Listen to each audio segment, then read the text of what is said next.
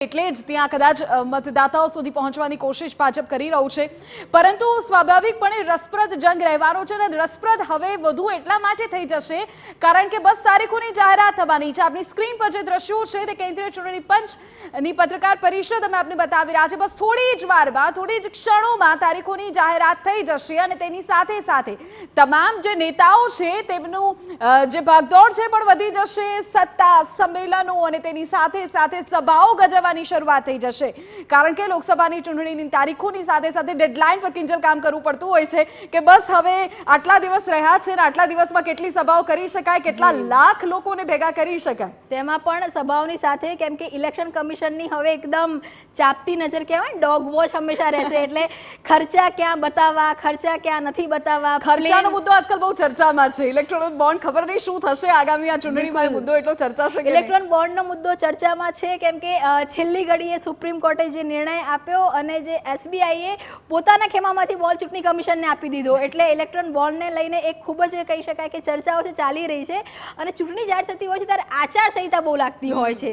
એટલે જે ફ્લાઇટ પણ આપ કરો છો, પ્લેન કરો છો, આપ સભા કરો છો, તો બધા ખર્ચા બતાવવા પડે છે। તો ખર્ચા ક્યાં બતાવવામાં આવશે, ક્યાં ખર્ચા છુપાવવામાં આવશે, એ બધું પણ એક જે ઇલેક્શન મેનેજમેન્ટ છે એમાં આવી જાય છે અને એની અંદર હંમેશા સત્તા પક્ષ વિન વિન પોઝિશનમાં હોય છે કેમ કે અમને ખબર હોય છે કે ક્યાં બતાવવાનું છે ને ક્યાં સંતાડવાનું છે। એટલે બેલેન્સ શીટ જાહેર કરવાની વાત છે અને ટીવી9ના મંચ પરથી પણ આપણે સાંભળ્યું છે અલગ અલગ નેતાઓને આ વાત કરતા।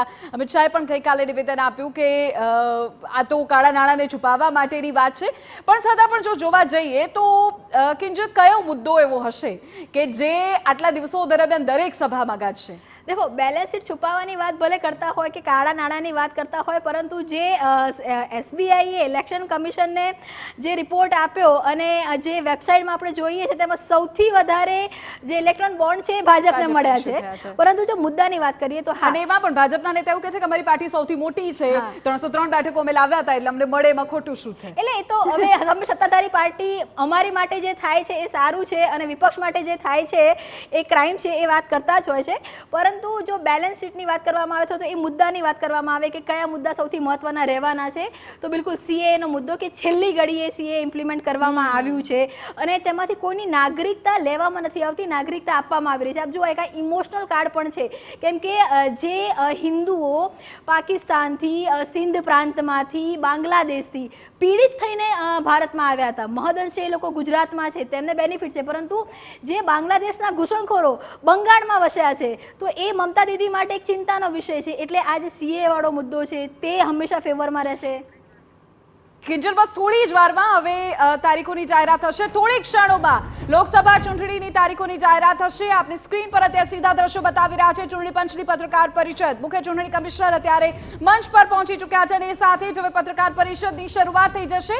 તમામ સવાલોનો જવાબ મળી શકે છે કે કેટલા તબક્કામાં મતદાન થશે, ગુજરાતમાં ક્યારે મતદાન થશે, સૌથી પહેલા ક્યાં થશે, ક્યારે પરિણામ આવશે, આ તમામ સવાલોનો જવાબ બસ થોડી જ ક્ષણોમાં 6 થી 7 તબક્કામાં મતદાન થાય તેવી પૂરેપૂરી શક્યતા છે। 2019માં 7 તબક્કામાં મતદાન થયું હતું ત્યારે નોંધાયેલા મતદારોની સંખ્યા 90 કરોડ હતી। આ વખતે 7 કરોડ જેટલા વધુ મતદાતા ઉમેરાયા છે।